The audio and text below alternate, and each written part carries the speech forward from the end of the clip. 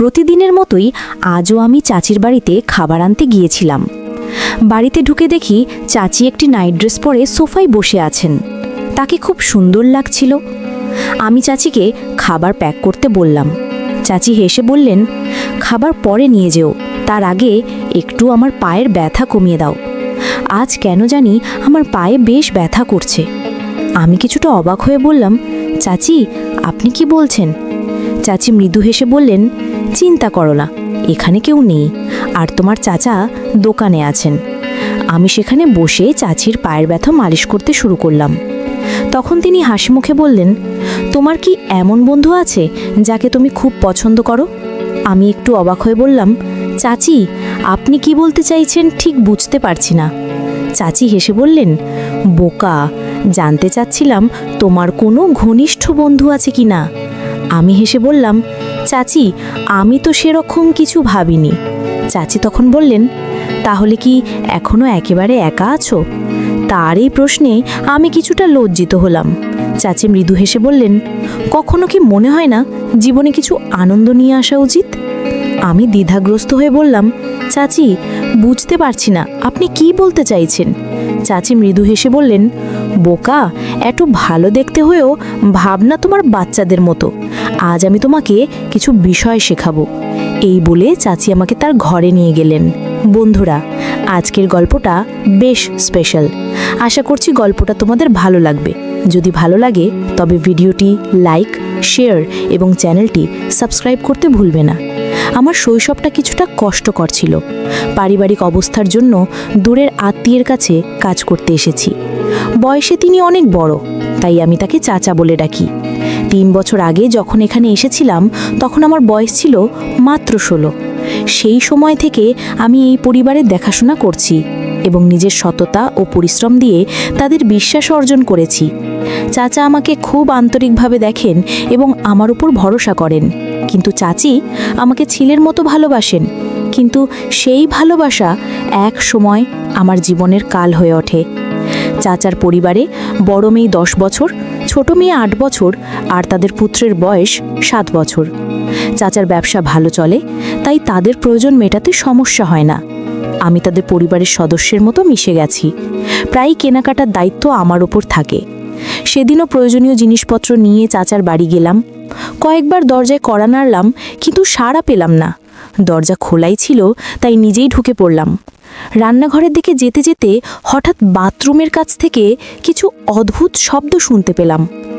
শব্দগুলো ঠিক কান্নার নয়, বরং অন্যরকম।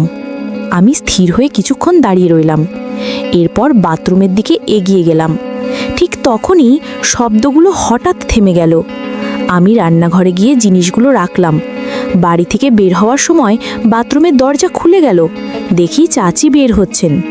আমাকে দেখে কিছুটা অপ্রস্তুত হয়ে বললেন, তুমি কখন ভেতরে এলে? আমি উত্তর দিলাম, চাচি বাইরে অনেকক্ষণ দাঁড়িয়েছিলাম, কেউ সাড়া না দেওয়ায় নিজেই ঢুকে এসেছি। চাচি কিছু না বলে রান্নাঘরের দিকে চলে গেলেন। পরে খাবার প্যাক করে আমাকে দিলেন আর আমি দোকানের দিকে রওনা দিলাম। কিন্তু দোকানে গিয়েও মন শান্ত হচ্ছিল না। ভাবছিলাম আসলে চাচি বাথরুমে কেন এমন ছিলেন। পরের দিন আবার যখন খাবার আনতে চাচির বাড়ি গেলাম, দেখি চাচি একটু অন্যভাবে তাকাচ্ছেন, যা 3 বছরে কখনো দেখিনি। খাবার হাতে দিয়ে তিনি বললেন, তুমি এখন বেশ বড় হয়ে গেছো আর দেখতে সুন্দরও। সেদিন চাচি আচমকা আমাকে আলিঙ্গন করলেন। আমি একটু বিব্রত হলেও সম্মান দিয়ে বিদায় নিলাম। সারা পথ ভাবতে থাকলাম আসলে চাচির এমন আচরণের কারণ কি হতে পারে। দোকানে পৌঁছানোর পরও আমার মনটা কাজের মধ্যে সঠিকভাবে বসছিল না। কিছুটা অস্বস্তি লাগছিল, তবে ভেতরে ভেতরে হাসিও পাচ্ছিল। পরের দিন ছিল রবিবার, আর সেদিন চাচা দোকান বন্ধ রাখতেন, তাই পুরো দিনটাই বাড়িতেই কাটালাম। সোমবার সকালে দোকানে পৌঁছতেই চাচা বললেন, তোমার চাচি কিছু বাজারে জিনিস আনতে বলেছে, তুমি একবার বাড়িতে গিয়ে দিয়ে এসো। চাচার কথা শুনে খুশি মনে চাচার বাড়ির দিকে রওনা দিলাম। বাড়িতে গিয়ে দরজায় কড়া নাড়লাম আর অপেক্ষা করতে লাগলাম। চাচি দরজা খুললেন, কারণ তার বাচ্চারা তখন স্কুলে গেছে। আমাকে দেখে বললেন, ভেতরে আসো। আমি ঘরে ঢুকলাম আর তিনি দরজা বন্ধ করে ভেতরের ঘরের দিকে চলে গেলেন। তবে আমি বারান্দায় দাঁড়িয়ে রইলাম। কিছুক্ষণ পর চাচি আমায় ডেকে বললেন, ওখানে দাঁড়িয়ে আছো কেন? ভেতরে আসো। তার কথা মতো আমি ঘরে ঢুকে গেলাম। প্রথমে তিনি একটু হাসলেন, তারপর বললেন, তুমি বসো, আমি এক্ষুনি আসছি, বলে বাইরে চলে গেলেন। কিছুক্ষণ পর তিনি 2 কাপ চা হাতে নিয়ে ঘরে ফিরলেন এবং 1 কাপ আমার দিকে বাড়িয়ে দিলেন। আমি বললাম, চাচি, এত কষ্ট করার কি দরকার ছিল? চাচি হেসে বললেন, চা খেয়ে নাও, সকালের দিকে কিছু শক্তির দরকার হবে তোমার। তার কথায় একটু অবাক হয়ে ভাবতে লাগলাম, কেন তিনি এমন বলছেন। আমরা দুজনে চা খেতে খেতে তিনি মৃদু হেসে বললেন, সেদিনের কথা তো আর কাউকে বলনি, তাই তো? আমি বুঝতে পারলো ভান করলাম কিছু বুঝিনি। বললাম, চাচি, কোন কথা বলছেন? চাচি হেসে বললেন, আরে মনে নেই সেদিন যখন তুমি খাবার নিতে এসেছিলে আর বিদায়ের সময় তোমাকে একটু আলিঙ্গন করেছিলাম? আমি বললাম, হ্যাঁ চাচি, মনে আছে, তবে এটা তো এমন কিছু নয় যা অন্য কাউকে বলার প্রয়োজন হবে, আর আমি এটা নিয়ে কিছু ভাবিনি। আমার কথা শুনে তিনি একটু কাছে এসে বসলেন এবং মৃদু কণ্ঠে বললেন, শোনো, কিছু বিষয় সবসময় গোপন রাখাই ভালো, কারণ তোমাকে আমি যা করতে বলবো সেটা যেন কোনোভাবেই বাইরের কেউ জানতে না পারে। চাচির কথায় কিছুটা অবাক হলাম এবং মনোযোগ দিয়ে তার কথা শুনতে লাগলাম, যদিও মনে নানা প্রশ্ন জেগে উঠছিল। আসলে কী কাজের জন্য তিনি আমাকে এমনভাবে সতর্ক করছেন? চাচি যখন এসব কথা বললেন, আমি তাকে আশ্বস্ত করলাম যে তিনি যা বলবেন সেটা নিয়ে আমি কারোর সঙ্গে কথা বলবো না। আমার প্রতিশ্রুতি শুনে তিনি খুশি হয়ে বললেন, এটাই তো আমি চেয়েছিলাম। এরপর তিনি দাঁড়িয়ে গেলেন। তখনই অবাক হলাম যখন চাচি আমাকে তার পায়ের ব্যথা কমানোর জন্য হালকা মালিশ করতে বললেন। চাচি বললেন, আজ বাড়ির অনেক কাজের পর বেশ ক্লান্ত লাগছে, রোহিত, তুমি একটু পায়ের মালিশ করে দাও যাতে ব্যথা তাড়াতাড়ি কমে যায়। আমি বিস্মিত হয়ে বললাম, চাচি, আপনি কি বলছেন? চাচি হেসে বললেন, চিন্তা করো না, এখানে কেউ নেই, আর তোমার চাচা তো দোকানে আছেন। আমি শান্তভাবে বসে তার পায়ের মালিশ করতে শুরু করলাম এবং আমার নজর নিচু ছিল। কিছুক্ষণ পর চাচি বললেন, আচ্ছা, তোমার কোনো বন্ধু বা বান্ধবী আছে কি? আমি কিছুটা অবাক হয়ে বললাম, বন্ধু? বুঝলাম না চাচি, আপনি কি বলতে চাইছেন? চাচি মৃদু হেসে বললেন, বোকা, মানে কোনো বিশেষ বন্ধু আছে কি যাকে তুমি একটু বেশি পছন্দ করো? আমি লজ্জা পেয়ে বললাম, চাচি, আমি তো সেরকম কিছু ভাবিনি। চাচি তখন বললেন, তাহলে কি এখনো একেবারে একা আছো? তার এই প্রশ্নে আমি কিছুটা লজ্জিত হলাম। চাচি মৃদু হেসে বললেন, কখনো কি মনে হয় না জীবনে কিছু আনন্দ নিয়ে আসা উচিত?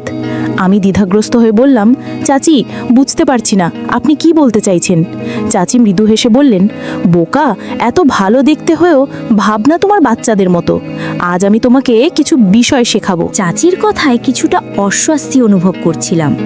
বললাম, চাচি, দেরি হয়ে যাচ্ছে, দোকানে যাই। কিন্তু চাচি হেসে বললেন, এত তাড়াহুড়ো কিসের, একটু বসো। এই বলে আমাকে কাছে টেনে নিয়ে বললেন, তুমি কি জানো তোমার চাচা কতটা বয়স্ক? আমাদের মধ্যে বয়সের কত ফারাক। এই বলে চাচি একটু নীরবে আমার দিকে তাকালেন এবং বললেন, পায়ে একটু ব্যথা হচ্ছে, তাই একটু তেল দিয়ে মালিশ করে দাও। আমি কিছুটা সংকোচ বোধ করলেও তার কথাই সম্মতি জানালাম। তিনি তখন আরাম করে বসে বললেন, শরম কিসের, একটু তেল দিয়ে মালিশ করে দাও, আজ বাড়ির অনেক কাজ করেছি তো। তার সরল ও হাস্যোজ্জ্বল কথাগুলো শুনে কিছুটা দ্বিধায় ছিলাম। চাচি আমার চুলে আলতো করে হাত বুলিয়ে বললেন, তোমার চাচা তো সারাদিন কাজ করে ফিরে এসে ঘুমিয়ে পড়েন, আমার কথা ভাবেন না? আমি এখনো বেশ তরুণী, আমার জন্য তো জীবনে কিছু আনন্দ থাকা উচিত, বলো। চাচির কথা শুনছিলাম, তবে পুরোটা যেন মাথায় ঢুকছিল না। হঠাৎ তিনি আমার হাত ধরে পাশে বসিয়ে নিলেন। তার পাশে বসে থাকতে অদ্ভুত একটা অনুভূতি হচ্ছিল এবং তার নানা কথা শুনে ভিতরে অস্বস্তি কাজ করছিল। একসময় অনুভব করলাম যেন নিজেকে পুরোপুরি সামলে রাখতে পারছি না এবং অস্থিরতার মাঝে একটু ঘামতে শুরু করলাম। তবে চাচির মুখে আনন্দের আভাস স্পষ্ট ছিল। তিনি হাসি দিয়ে বললেন, অনেক দিন পর মনে হচ্ছে মনটা একটু শান্তি পেল তোমার সাথে কথা বলে। রোহিত, তুমি নিশ্চয়ই ভালো আছো? তার এই প্রশ্নের জবাবে আমি নিরুত্তর থেকে নিচের দিকে তাকিয়ে রইলাম। মনে হচ্ছিল এই অভিজ্ঞতায় আমার ভেতরের অনেক কিছুই বদলে গেছে। পরদিন আবার খাবার আনতে চাচির কাছে গেলাম। তার ব্যবহার ও কথাবার্তা আগের দিনের মতোই কিছুটা আলাদা লাগছিল। চাচি যেন কিছুটা অন্যরকম দৃষ্টিতে তাকাচ্ছিলেন। শেষে চাচা জানতে চাইলে চাচির পরিকল্পনা মতো কারণটি বলে দিলাম এবং চাচাও সেটি মেনে নিলেন। পরের দিন যখন খাবার আনতে গেলাম, চাচিকে দেখে মনে হলো তিনি খুব খুশি। আজ যেন তার মধ্যে অন্যরকম এক উচ্ছ্বাস ছিল। তবে আমি কিছু বলিনি, চুপচাপ দাঁড়িয়েছিলাম। মনে হচ্ছিল যেন চাচার প্রতি আবার কোনো কর্তব্যে ঘাটতি রয়ে গেছে। হয়তো এ কারণেই তার সঙ্গে কথা বলতেও কিছুটা অস্বস্তি হচ্ছিল। তিনি হাসি মুখে আমার দিকে তাকিয়েই ছিলেন, কিন্তু আমার এভাবে চুপচাপ থাকা দেখে কিছু জিজ্ঞাসা করলেন না। যখন খাবারের টিফিন আমার হাতে তুলে দিলেন, তখন হঠাৎ বললেন, রোহিত, আজকে তোমাকে খুব চুপচাপ দেখাচ্ছে, কিছু হয়েছে কি? আমি বললাম, না, তেমন কিছু নয়। তখন চাচি হেসে বললেন, কাল তুমি যে ভালোবাসা দিয়েছো তার জন্য আমি খুবই কৃতজ্ঞ। শুধু আমাদের একে অপরের প্রয়োজনের দিকে খেয়াল রাখতে হবে। এই কথা বলে তিনি আমার পকেটে 1000 টাকার একটি নোট ঢুকিয়ে দিলেন। আমি বিস্মিত হয়ে তার দিকে তাকালাম। তিনি বললেন, আমরা দুজনেই একে অপরের খেয়াল রাখব, অন্য কোনো চিন্তা মাথায় আসতে দেব না। তুমি বুঝতে পারছো তো আমি কি বলতে চাই? তার কথার গভীরতা না বুঝেই আমি মাথা নেড়ে সম্মতি জানালাম। চাচি আবার শান্তভাবে আমার দিকে তাকিয়ে থাকলেন। তিনি যেন আমার মনের গভীরে পৌঁছে গেছেন, বুঝতে পেরেছেন যে আমি চাচার প্রতি অনুগত থাকতে না পারার কারণে কিছুটা অস্বস্তি বোধ করছি। আমাকে যে অস্বস্তি থেকে বের করতে তিনি অনেক কথাই বললেন, বুঝিয়ে দিলেন যে আমাদের মধ্যে যা ঘটেছে তা দুজনেরই প্রয়োজন ছিল। এখন আমি অপেক্ষা করি কবে তিনি খাবার নেওয়ার জন্য ডাকবেন আর আমি তার কাছে যাব। এরপর একদিন যখন খাবার আনতে গেলাম, চাচি আমাকে বললেন, এত অল্প সময়ে আর ভালো লাগছে না, চেষ্টা করো যেন একদিন পুরো সময় বের করতে পারো, যাতে আমরা একটু নিজের বিলিতে কথা বলতে পারি। আমি বললাম, কিন্তু এত সময় বের করা তো আমার জন্য কঠিন। তখন চাচি বললেন, ঠিক আছে, আমি নিজেই কিছু একটা ব্যবস্থা করি। পরের দিন যখন চাচির বাড়িতে গেলাম, তাকে খুব খুশি দেখাচ্ছিল। আমি কারণ জানতে চাইলে তিনি বললেন যে তার মাথায় একটি পরিকল্পনা এসেছে, যাতে আমাকে 3-4 দিনের জন্য দোকানের দায়িত্ব নিতে হবে এবং সেই সঙ্গে তাদের বাড়িতেও থাকতে হবে। আমি চাচির কাছে জিজ্ঞাসা করলাম, কিন্তু এটা কিভাবে সম্ভব? তখন তিনি বললেন, তোমার চাচাকে কয়েকদিনের জন্য অন্য শহরে পাঠাতে পারি। তার বড় ভাই বেশ কিছুদিন ধরে অসুস্থ, আর তোমার চাচা দোকান এবং বাড়ির দায়িত্বে থাকার কারণে সেখানে যেতে পারছেন না। আমি দোকানের সব কাজ ভালোভাবে জানতাম, আর বাড়িতে থাকা আমার জন্য কোনো সমস্যা ছিল না, তাই আমি রাজি হয়ে গেলাম।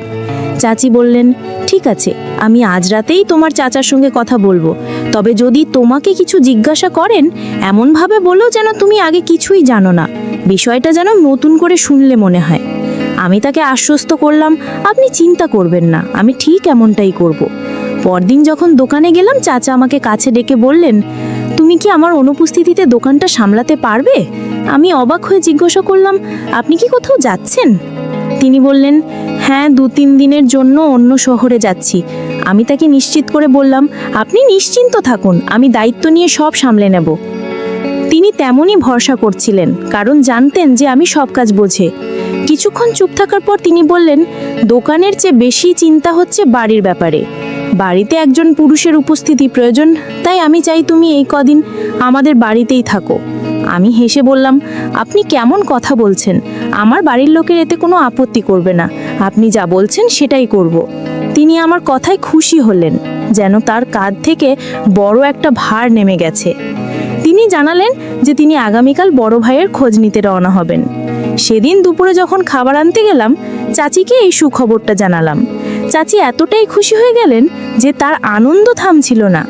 সন্ধ্যায় দোকান বন্ধ করার পর চাচা দোকানের চাবি আমার হাতে দিয়ে বললেন, আমি 3 দিনের জন্য বড় ভাইয়ের কাছে যাচ্ছি এবং 4র্থ দিনে ফিরে আসব। তারপর আমাকে বললেন, তুমি যেন কাল তোমার বাড়ির লোকজনকে জানিয়ে দাও যে এই কদিন আমাদের বাড়িতেই থাকবে। আমি মাথা নেড়ে সম্মতি জানালাম। বাড়ি ফেরার সময় পরবর্তী কয়েকটা দিনের কথা চিন্তা করে মনে অনেক উত্তেজনা কাজ করছিল, আর সেই উত্তেজনার জন্য রাতে ঠিকমতো ঘুমোতেও পারলাম না। পরদিন সকালে কৌশল ছেড়ে 2 জোড়া জামাকাপড় গুছিয়ে নিয়ে বাড়ির লোকদের জানিয়ে দোকানে গেলাম। সারাদিন দোকানেই ছিলাম। দুপুরের খাবার কাছের একটি হোটেল থেকে আনলাম, আর অধীর অপেক্ষায় সন্ধ্যার অপেক্ষা করতে থাকলাম। সন্ধ্যা হলে দোকান বন্ধ করে চাচির বাড়িতে গেলাম। সেখানে গিয়ে দেখি চাচি বসার ঘরে মুভি দেখছেন, আর তার 2 মেয়ে মাটিতে পড়াশোনা করছে, আর ছেলে খেলনা নিয়ে খেলছে। চাচিকে খুব খুশি মনে হচ্ছিল। প্রথমেই দোকানের সমস্ত হিসাবের কথা চাচিকে জানিয়ে দিলাম এবং সমস্ত টাকাও তার হাতে তুলে দিলাম। তারপর চাচি আমার হাতে দোকানের টাকার হিসাব নিয়ে নিলেন এবং আমার জন্য খাবার গরম করে টেবিলে সাজিয়ে দিলেন। আমি খাওয়া শেষ করার পর চাচি পাশের সোফায় এসে বসে পড়লেন। তিনি বললেন, এই বাড়িটা নিজের মতো করে ভাবো। চাচার বড় মেয়ে দরজার ফাঁক দিয়ে বারবার আমার দিকে তাকাচ্ছিল। চাচি সন্তানেরা আমাকে চিনতো এবং আমার সঙ্গে বেশ স্বাচ্ছন্দ্য বোধ করত। তবে এটা প্রথমবার তাদের বাড়িতে রাতে থাকতে আসায় তারা হয়তো কিছুটা অবাক ছিল। চাচার বড় মেয়ে বেশ বুদ্ধিমতী। সে জানতো তার বাবা বাড়িতে নেই, তাই আমি এখানে থাকবো যতদিন না তিনি ফিরে আসেন। আমি কিছুক্ষণ বসেছিলাম, হঠাৎ চাচার ছেলে তার খেলনা ফেলে আমার কোলে উঠে এলো। কিছুক্ষণ খেলার পরই ঘুমিয়ে পড়ল। চাচি ছেলেটিকে নিতে আমার কাছে এলেন। আমি চাচির মেয়ের দিকে তাকালাম। ভাবলাম সে কি মায়ের এই ঘনিষ্ঠতা লক্ষ্য করছে কিনা, তবে সে নিজের কাজেই ব্যস্ত ছিল। ছেলেটিকে কোলে তুলে নিয়ে চাচি বললেন, চলো তোমার ঘরটা দেখিয়ে দিই। আমি চুপচাপ উঠে তার পিছনে চললাম। তিনি প্রথমে তার ছেলেকে নিজের ঘরে শুইয়ে দিলেন, তারপর একটি ঘর ছেড়ে পাশের দরজা খুলে বললেন, এটাই তোমার ঘর। চাচি হাসি মুখে বললেন, এখানে তোমাকে কেউ বিরক্ত করবে না, শুধু আমি ছাড়া। এই কথা বলে তিনি চোখ টিপে দিলেন। আমি মৃদু হেসে তার দিকে তাকালাম। পাশের ঘরটাই ছিল তার মেয়েদের থাকার ঘর। ঘরটা দেখে আমরা আবার ড্রয়িং রুমে ফিরে এলাম। চাচি আর আমি বিভিন্ন বিষয়ে গল্প করতে করতে সময় কাটালাম। রাত 10টার দিকে চাচি তার মেয়েদের ঘুমোতে যেতে বললেন। আমিও ঘুমানোর কথা বলে উঠে দাঁড়ালাম। যদিও সত্যি ঘুমানোর ইচ্ছা ছিল না, মেয়েদের দেখানোর জন্য ঘুমানোর ভান করেছিলাম। আমি নিজের ঘরে শুয়ে পড়লাম। কিন্তু রাত প্রায় 12টার দিকে দরজায় হালকা শব্দ শুনে অবাক হয়ে দেখি চাচি ঘরে ঢুকেছেন। কাছে এসে বললেন, আমার ঘরে একটু এসো। তিনি আমাকে তার ঘরে নিয়ে গেলেন এবং দরজাটা বন্ধ করলেন। কিছুক্ষণ পরে চাচা আচমকা ঘরের এক কোণ থেকে বেরিয়ে এলেন। চাচা এসে আমার দিকে রাগী চোখে তাকালেন এবং পাশে দাঁড়িয়ে থাকা চাচিকে সরিয়ে দিলেন।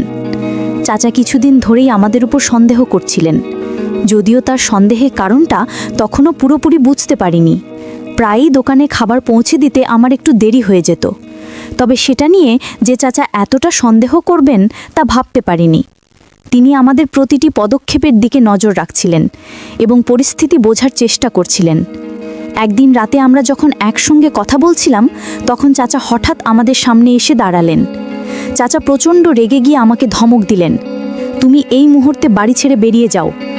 তার চোখে এক ধরনের হতাশা ও প্রচণ্ড ব্যথার ছাপ স্পষ্ট ছিল, যেন আমার প্রতি তার সকল বিশ্বাস হারিয়ে গেছে। চাচি বিস্ময়ে তাকিয়ে রইলেন। মনে হচ্ছিল এই দৃশ্যটি তার কাছে সম্পূর্ণ অচেনা। আমি চুপচাপ নিজের জিনিসপত্র গুছিয়ে নিলাম। মাথার ভেতরে একের পর এক চিন্তা ঘুরপাক খাচ্ছিল। মনে হচ্ছিল এতদিনের সম্পর্ক, এতটা ভালোবাসা সব এক মুহূর্তে ভেঙে গেল। বাড়ি থেকে বের হয়ে আমি অনুভব করলাম আমার পরিচিত জীবন থেকে যেন বিচ্ছিন্ন হয়ে গেছি।